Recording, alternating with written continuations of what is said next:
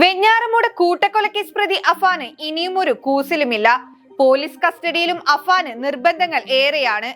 ആത്മഹത്യ ഭീഷണി മുഴക്കുന്നതിനാൽ എല്ലാം ചെയ്തു കൊടുക്കുകയല്ലാതെ പോലീസിനും നിവർത്തിയില്ല.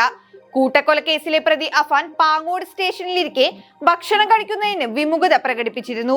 ഭക്ഷണം കഴിക്കുന്നതിൽ എന്താണ് പ്രശ്നമെന്ന് പോലീസ് ചോദിച്ചപ്പോൾ താൻ വൈകിട്ട് പൊറോട്ടയും ചിക്കനും മാത്രമാണ് കഴിക്കുന്നതെന്നും മറ്റു ഭക്ഷണങ്ങൾ കഴിക്കുന്നതിന് ബുദ്ധിമുട്ട് ഉണ്ടെന്നുമായിരുന്നു അഫാന്റെ മറുപടി. തുടർന്ന് അഫാന്റെ ഇഷ്ടഭക്ഷണങ്ങൾ പോലീസ് വാങ്ങി നൽകി. നേരത്തെ ഉച്ചയ്ക്ക് ഊണ് കഴിക്കാൻ മീൻകറി വേണമെന്നായിരുന്നു അഫാൻ ആദ്യം ആവശ്യപ്പെട്ടിരുന്നത്. കഴിഞ്ഞ ദിവസം രാത്രി കിടക്കുന്നതിന് വേണ്ടി പേപ്പറുകൾ നൽകിയിരുന്നു.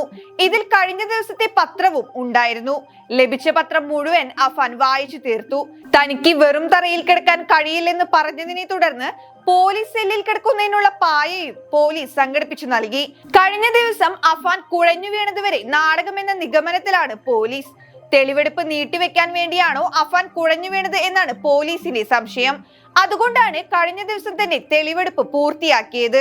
എല്ലാവരെയും കൊലപ്പെടുത്താൻ ആദ്യം ഇരുമ്പ് കമ്പി വാങ്ങാനാണ് ഉദ്ദേശിച്ചതെന്നും കൊണ്ടു നടക്കാൻ എളുപ്പത്തിനാണ് ചുറ്റിക വാങ്ങിയതെന്നുമാണ് അഫാൻ പോലീസിന് നൽകിയ മൊഴി.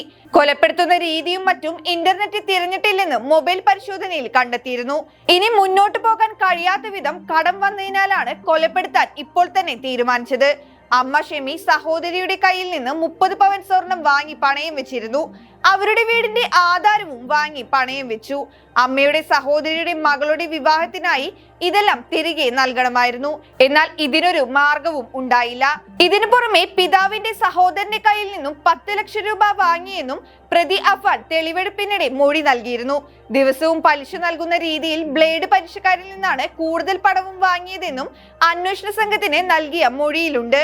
അഫാൻ 2.5 ലക്ഷത്തിന്റെ ബൈക്കും പിന്നീട് കാറും വാങ്ങിയതോടെയാണ് കടം നൽകിയവർ സമ്മർദ്ദം ചെലുത്തിയത്. സുഹൃത്ത് ഫർസാനയിൽ നിന്ന് വാങ്ങിയ മാല ഫർസാനയും തിരികെ ചോദിച്ചിരുന്നു. പിതാവ് അറിയാതെയാണ് ഫർസാന അഫാന് മാല കൈമാറിയത്. പിതാവ് കണ്ടുപിടിക്കുമെന്ന് പറഞ്ഞാണ് ഫർസാന സമ്മർദ്ദം ചെലുത്തിയത്. അഫാൻ പറഞ്ഞ 70 ലക്ഷത്തിന്റെ കടം അന്വേഷണ സംഘവും സ്ഥിരീകരിച്ചു. അഫാന്റെയും ഷെമിയുടെയും മൊബൈലിൽ നിന്നാണ് ഇത് സംബന്ധിച്ച വിവരങ്ങൾ ലഭിച്ചത്. ഷെമി ചിട്ടി നടത്തിയും സാമ്പത്തിക ബാധ്യതയുണ്ടാക്കിയെന്നാണ് വിവരം. എന്നാൽ അഫാന്റെ പിതാവ് ഇതൊന്നും സ്ഥിരീകരിച്ചിട്ടില്ല. ഇതിനിടെ അഫാന്റെ പിതാവ് കുറച്ചു പണം നാട്ടിലേക്ക് അയച്ചുവെന്നാണ് മൊഴി നൽകിയത്.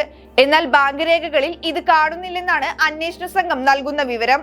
തെളിവെടുപ്പ് പൂർത്തിയാക്കി അഫാനെ ജയിലിലേക്ക് മടക്കി അയച്ച ശേഷം വീണ്ടും പോലീസ് കസ്റ്റഡിയിൽ വാങ്ങും. അഫാന്റെ മാനസിക നില വിശദമായി പരിശോധിക്കാനാണ് പോലീസ് തീരുമാനം. വിദഗ്ധ ഡോക്ടർമാരുടെ സംഘത്തെ നൽകണമെന്നാവശ്യപ്പെട്ട് പോലീസ് DMOക്ക് ഉടൻ കത്ത് നൽകും.